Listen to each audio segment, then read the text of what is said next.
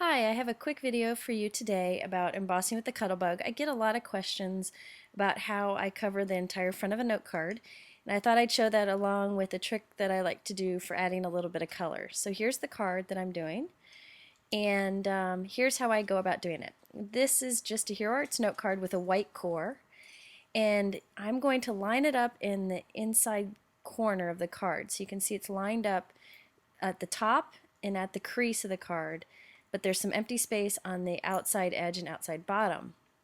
But I'm not going to worry about that right now. So you just feed it into your card sideways. A lot of people don't realize that you could put it fits to go through this way, but it surely does, and it works just fine. So now you can see there's this extra space on the side and the bottom.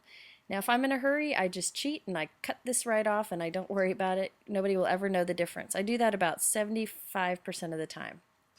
Now if I want to cover more of the card, I can go and line up the pattern here. See how it's lined up with the pattern that I already had embossed. And then put it through. Now this is hard to do with some of the Cuttlebug patterns, in which case I just cut it off. But with the Swiss dots you can line up the pattern. So now you can see the outside edge is done, but we still have the bottom. Now I always just cut this off. You could go through and add it like this and run it through again, fold the back behind it and run it through again. It's just a hassle. I don't bother. I just cut it off. So this works out well for what I do. So now I'm going to show you how I add the color. Now this only works with a white core card or paper, and that's what these Hero Arts note cards are. So I'm going through with the sanding block and just sanding it off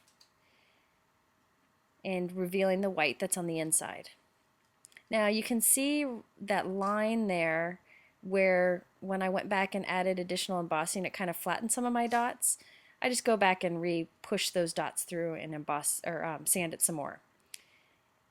Now on these little white sanded spots, I'm going back with a marker and just adding a dot of color here and there. It's just something fun that you can do.